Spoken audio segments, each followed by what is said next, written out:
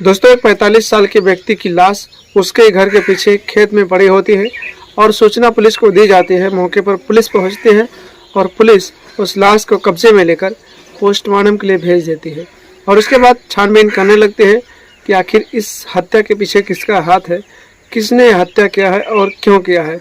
दोस्तों, पहले पुलिस उसके घर वालों से बातचीत करती है, उसकी बेटी से बातचीत करती है, उसके भाइयों से बातचीत करती है, लेकिन कोई कुछ नहीं बताता है और सबके जुबान पे बस यही होता है कि इस हत्याकांड के बारे में हमें कोई पता नहीं है, कोई खबर नहीं है।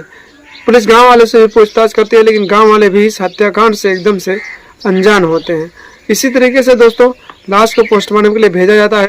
लाश पोस्टमार्टम होने के बाद वापस आती है और फिर उनके घर वालों को सौंप दिया जाता है और फिर उसका अंतिम संस्कार हो जाता है। लेकिन दोस्तों, पुलिस लगातार जांच पड़ताल करती रहती है, लेकिन फिर भी पुलिस को लगभग 18 महीनों तक यानी कि 1.5 साल तक इस हत्याकांड का कोई भी राज नहीं पता चलता है, कोई भी पर्दाफाश नहीं कर पाते हैं पुलिस वाले। लेकिन दोस्तों, अचानक 18 महीने बाद एक ऐसा पर्दाफाश होता है, एक ऐसा राज खुलकर सामने आता है, जिसके बाद पुलिस वाले इस हत्याकांड का पूरी तरीके से बारीकी से जांच करने के बाद एक एक करके सभी आरोपियों को हिरासत में लेते हैं और उन्हें जेल भी भेजा जाता है। और यह हत्याकांड किया क्यों जाता है, किस वजह से किया जाता है, पुलिस वाले इस हत्याकांड का सारा राज सामने लेकर आते हैं। आखिर दोस्तों, क्या है इस कहानी के पीछे का राज और इस हत्याकांड का आखिर क्या है पूरा मामला, क्यों किसी ने एक 45 साल के व्यक्ति की हत्या की और उसी के घर के पीछे उसके लाश को फेंक दिया। आखिर कौन है जिसने उसकी हत्या की और क्यों की। वीडियो में आगे पूरी कहानी आपको बताएंगे, विस्तार रूप से बताएंगे समझा के। लेकिन दोस्तों, उससे पहले आप लोगों से रिक्वेस्ट है कि आप लोग अगर पूरी कहानी जानना चाहते हैं तो वीडियो को अंत तक जरूर देखना। और साथ में दोस्तों, एक रिक्वेस्ट और है कि आप लोग अगर हमारे वीडियो को पहली बार देख रहे हैं और हमारे चैनल पर पहली बार दर्शक बन के आए हैं तो चैनल को सब्सक्राइब जरूर कर लेना और वीडियो को एक लाइक जरूर कर देना दोस्तों। तो आइए दोस्तों, वीडियो में आगे बढ़े और आपको पूरी कहानी विस्तार से बताते हैं कि आखिर किस तरीके से उस इंसान की हत्या की गई और क्यों की गई और उसके हत्या के पीछे किसका हाथ था और किसका षड्यंत्र था। नमस्कार, प्रणाम दोस्तों, मैं आप सबका दोस्त, आप सबका भाई अजय राज और आप लोग देख रहे हैं हमारा और अपना YouTube channel the story of AK। दरअसल दोस्तों, यह घटना मेरठ की है, जहाँ पर एक थाना क्षेत्र लगता है परतापुर और उसी थाना क्षेत्र के अंतर्गत एक गाँव आता है शताब्दी नगर, जहाँ पर राजकरण नाम का एक 45 साल का व्यक्ति रहा करता था। उसकी एक बेटी थी और उसका एक भाई था और उसकी पत्नी। परिवार में 4 लोग थे दोस्तों। राजकरण जो था खेती किसानी का काम करता था, उसके पास बहुत सारी ज़मीनें थी, तो कोई और बिजनेस उसका नहीं था, सिर्फ और सिर्फ खेती करता था। दोस्तों, उसका एक भाई था 25 साल का, जिसका नाम अजय था। वो एक फैक्ट्री में काम करता था। सुबह 9 बजे अपने काम के लिए जाता था और शाम को वापस आता था। राजकरण की एक बेटी थी दोस्तों, जिसकी उम्र लगभग 17 साल थी। उसका नाम दीपा था और वो भी पढ़ाई करती थी, कक्षा 10 की छात्रा थी। वो भी सुबह 9 बजे अपने स्कूल चली जाती थी और फिर शाम को वापस आती थी। दोस्तों, इसी तरीके से इन चारों लोगों की ज़िंदगी कट रही थी। परिवार में कोई झगड़ा नहीं था, परिवार में कोई लड़ाई नहीं थी, अच्छे से ये लोग अपना जीवन यापन कर रहे थे। अजय नाम का जो उसका भाई था, वो एक फैक्ट्री में काम करता था और वो भी अपने काम के लिए सुबह चला जाता था और पूरे दिन फैक्ट्री में रहता था और शाम को वापस घर आता था।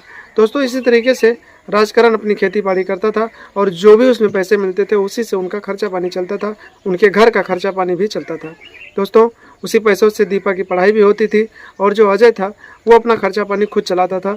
फैक्ट्री में काम करता था तो वहाँ से जो पैसे मिलते थे अपना पूरा खर्चा चलाता था। जो पैसे उसके खर्चे से बच जाते थे वो अपने भैया राजकरण को दे देता था। दोस्तों, इसी तरीके से दिन बीतते गए और एक दिन की बात है दोस्तों, सुबह सुबह राजकरण अपने काम के लिए अपने घर से चले जाते हैं और उनके साथ उनकी बीवी भी चली जाती है।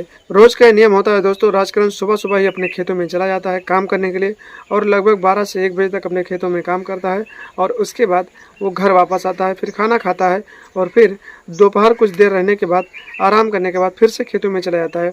उनका सिर्फ एक ही काम होता है दोस्तों, खेती बाड़ी करना और खेतों में फसल उगाना और फसलों को अच्छी तरीके से देख रेख करना। इसी तरीके से राजकरण की ज़िंदगी कट रही थी। एक दिन की बात है दोस्तों, दीपा भी पढ़ने नहीं गई हुई थी और उसका जो भाई था 25 साल का अजय, वो भी अपने काम पे नहीं गया था। दोस्तों, सुबह के लगभग 9 बज रहे थे। दीपा अपने बाथरूम में नहा रही थी और नहाने के बाद जब वो बाहर आई तो उसका जो चाचा था अजय बरामदे में बैठा हुआ था और दोस्तों, जब वो बाहर आई तो उसका बदन एकदम से भीगा हुआ था, उसके जितने कपड़े थे उसके शरीर से एकदम से चिपके हुए थे, यानी कि उसका बदन एकदम से साफ साफ दिखाई दे रहा था। दोस्तों, दीपा को इस अवस्था में देखने के बाद जो अजय उसका चाचा था उसकी नीयत बिगड़ गई और फिर वो मन ही मन अपने भतीजे के साथ नाजायज रिश्ते यानी गलत काम करने के बारे में सोचने लगा। दोस्तों, अजय उसको लगातार घूरता रहा, देखता रहा, एक टक देखता रहा। तो दीपा उसके पास आई और बोली, आप इस तरह से हमें क्यों देख रहे हैं, आखिर आपका इरादा क्या है। दोस्तों, जब इतनी बात दीपा अपने चाचा से पूछती है तो जो अजय होता है बात को टाल देता है और कहता है कि ऐसी कोई बात नहीं है, बस मैं तुम्हें ऐसे ही देख रहा था, जो तुम सोच रहे हो ऐसा कुछ नहीं है। दोस्तों, दीपा अपने घर में चली जाती है, कपड़े चेंज करती है और खाना पानी बनाती है और फिर खाना देती है अपने चाचा को और दोनों खाना खाते हैं और उस दिन ये बात यहीं पड़ी की पड़ी रह जाती है। और उसके बाद दोस्तों, अगला दिन आता है। सुबह सब लोग खाना खाते हैं, सभी अपने अपने काम के लिए चले जाते हैं। दीपा अपने स्कूल चली जाती है, अजय अपने काम पे चला जाता है। लेकिन दोस्तों, जब शाम को वापस आते हैं तो वो लोग फिर से खाना खाते हैं और अपने अपने कमरे में सोने चले जाते हैं। इसी तरीके का रोज़ उनका काम चल रहा था। रोज़ वो अपनी पढ़ाई पे जाती थी, रोज़ वो अपने काम पे जाते थे। लेकिन एक दिन की बात है दोस्तों, संडे का दिन था, दीपा की छुट्टी थी और अजय की भी फैक्ट्री से छुट्टी थी। दोस्तों, दोपहर का समय था, दीपा अपने कमरे में लेटी हुई थी। तभी अचानक अजय के दिमाग में एक अलग सा ख्याल आता है और वो लगातार उसी दिन से गंदी नज़रों से अपनी भतीजी को देख रहा था। तो उस दिन वो अपने आप पे एकदम आउट ऑफ कंट्रोल हो जाता है। यानी दोस्तों, जब हवस का भूत सवार हो जाता है किसी भी इंसान के ऊपर, तो रिश्ते नाते नहीं देखता है और ना ही वो किसी सगे संबंधी को देखता है कि आखिर वो ये सब करने जा रहा है तो किसके साथ करने जा रहा है। उस दिन अजय के ऊपर भी इसी तरीके का हवस सवार हुआ और फिर वो अपने कमरे से उठा और सीधे अपने भतीजी दीपा के कमरे में पहुंच गया और फिर उसके साथ इधर उधर की गलत तरीके से उसे टच करने लगा, गलत तरीके से उसके साथ हरकतें करने लगा। दोस्तों, जब इतना सब कुछ दीपा ने देखा तो फिर दीपा बोली कि आप कई दिनों से मुझे गलत निगाहों से देखते हैं, गंदी नज़रों से देखते हैं, आखिर आप करना क्या चाहते हैं, आप कहना क्या चाहते हैं। अजय कहता है कि मैं तुमसे प्यार करता हूं और मैं तुम्हारे साथ रहना चाहता हूं, तुम्हारे साथ रिलेशनशिप करना चाहता हूं और तुम्हारे साथ सारी चीज़ें करना चाहता हूं जो एक पत्नी अपने पति के साथ करती है और जो एक पति अपने पत्नी के साथ करता है। दोस्तों, अजय उसे मीठी मीठी बातों में फंसा लेता है और कहता है, तुम मेरे साथ रिलेशनशिप में हो जाओ, मैं तुमसे शादी भी कर लूँगा और फिर हम दोनों यहाँ से बहुत दूर चले चलेंगे और अपना एक नया घर बनाएंगे। दोस्तों, दीपा भी अजय की मीठी मीठी बातों में आ जाती है और कहती है कि मैं भी आपसे प्यार करती हूँ और मैं भी आपके साथ रिलेशनशिप में रहना चाहती हूँ और मैं आपसे शादी करना चाहती हूँ।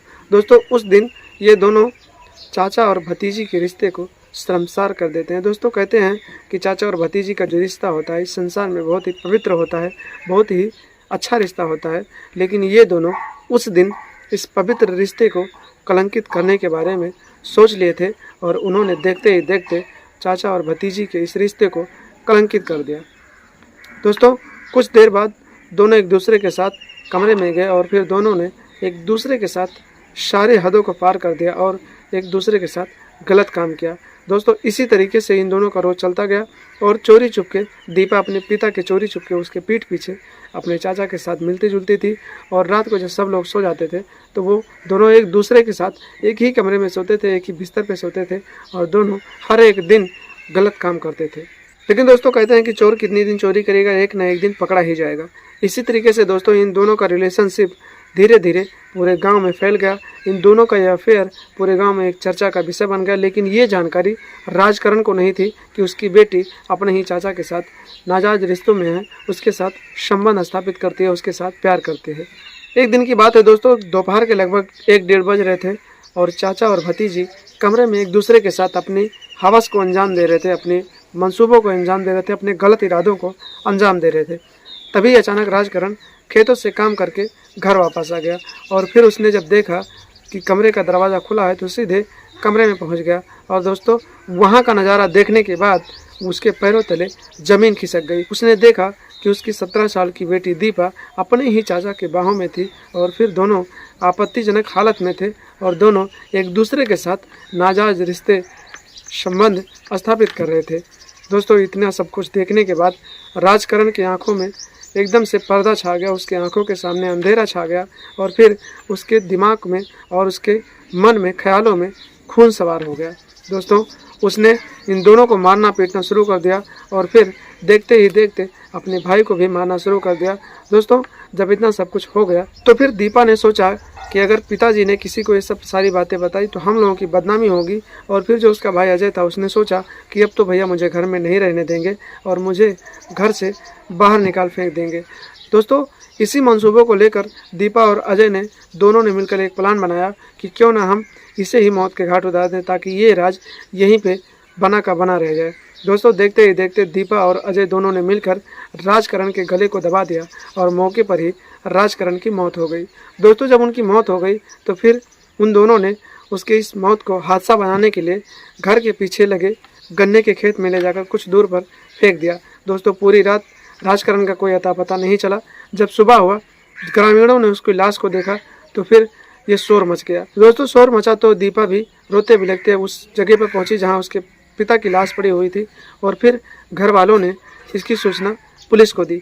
मौके पर पुलिस पहुंच गई और फिर पुलिस ने लाश को कब्जे में लेकर पोस्टमार्टम के लिए भेज दिया और फिर घर वालों से जांच पड़ताल करने लगी, पूछताछ करने लगी। तो घर वालों ने बताया कि सुबह 5 बजे खेतों में काम करने के लिए गए थे, तब से लेकर पूरी रात वापस घर नहीं आए। इनके पास कोई मोबाइल फ़ोन भी नहीं था तो हम लोग संपर्क भी नहीं कर पाए। पूरी रात हम लोगों ने इनको खोजा लेकिन इनका कोई अता पता नहीं चला और जब सुबह हुई तो लोगों के द्वारा पता चला कि इनकी लाश गन्ने के खेत में पड़ी है। दोस्तों, पुलिस वालों को भी घर वालों के ऊपर कोई शक नहीं होता है, उन्हें उनके ऊपर विश्वास हो जाता है और फिर वो इस बात को यहीं पर छोड़ देते हैं और लाश को पोस्टमार्टम के लिए भेज देते हैं। दोस्तों, पुलिस वाले जो होते हैं गांव वालों से भी जानकारी लेते हैं तो गांव वालों से सिर्फ एक बात पता चलती है दोस्तों कि अजय और दीपा के नाम की जो लड़की है, इन चाचा और भतीजी के बीच अफेयर चल रहा है। शायद इस हत्याकांड के पीछे इन्हीं दोनों का हाथ हो। लेकिन दोस्तों, पुलिस वालों के पास कोई सबूत नहीं था, इसीलिए पुलिस वालों ने उन दोनों को टच नहीं किया और ये केस यहीं पे रुका रह गया और पुलिस वाले अंदर ही अंदर इस केस की इन्वेस्टिगेशन करते रहे, छानबीन करते रहे। दोस्तों, इसी तरीके से जब पोस्टमार्टम हो गया तो फिर उसके लाश को उसके घर वालों को सौंप दिया गया और राजकरण का अंतिम संस्कार भी कर दिया गया। दोस्तों, जब इसी तरीके से लगभग 18 महीने बीत गए, यानी कि 1.5 साल बीत गए, तो फिर दीपा और अजय एकदम से निश्चिंत हो गए और एक दिन दोनों घर से चोरी चुपके फरार हो गए और फिर हरिद्वार में एक रूम जाकर लेकर रहने लगे। दोस्तों, जब अजय और दीपा एक दूसरे के साथ घर से फरार हुए तो ये खबर पूरे गांव में एकदम से आग की तरह फैल गई और ये खबर पुलिस वालों को भी दी गई। दोस्तों, जब पुलिस वालों को ये खबर मिली कि चाचा और भतीजी एक दूसरे के साथ फरार हो गए हैं तो फिर पुलिस वालों को एकदम से जो शक था उनका कि इस हत्याकांड के पीछे उसी का हाथ है, तो उनको वो शक एकदम विश्वास में कायम हो जाता है। और फिर दोस्तों, जो पुलिस होते हैं अजय के फ़ोन नंबर को सर्विलांस पे लगाते हैं और उसका लोकेशन चेक करते हैं तो उसके लोकेशन के द्वारा उसे हरिद्वार में एक छोटी सी कॉलोनी में पकड़ा जाता है और फिर दोनों को हिरासत में लेकर वापस थाने लाया जाता है और दोनों से पूछताछ करने लगती है पुलिस। दोस्तों, जब पुलिस पूछताछ करती है तो वो दोनों कुछ भी बताने से मना कर देते हैं, लेकिन फिर जब उनसे सख्ती से पूछताछ की जाती है और उन्हें मारा पीटा जाता है तो फिर दोनों साफ साफ अपना जुर्म कबूल कर लेते हैं और बताते हैं कि हम दोनों कई दिनों से, कई महीनों से एक दूसरे से प्यार करते थे और हम दोनों के बीच हमारे पिताजी जो थे वो रोड़ा पड़ रहे थे और फिर वो हम दोनों से नफरत करने लगे थे। इस वजह से हम दोनों ने मिलकर उनको जान से मार डाला और फिर इस हत्याकांड को छुपाने के लिए उनकी लाश को घर के पीछे फेंक दिया ताकि इसके बारे में किसी को जानकारी भी ना हो। दोस्तों, जब इतना सारा खुलासा पुलिस वालों के सामने दीपा और अजय करते हैं तो पुलिस वाले जो होते हैं दीपा और अजय दोनों को हिरासत में लेकर उनके हाथों में हथकड़ी डालकर आगे की कार्रवाई के लिए सुप्रीम कोर्ट में पेश करते हैं। दोस्तों, कोर्ट में जब वो दोनों पेश होते हैं तो कोर्ट के जो जज साहब होते हैं उनको हत्या के जुर्म में मुकदमा दर्ज करके आगे की कार्रवाई के लिए आजीवन कारावास के लिए जेल में डाल देते हैं।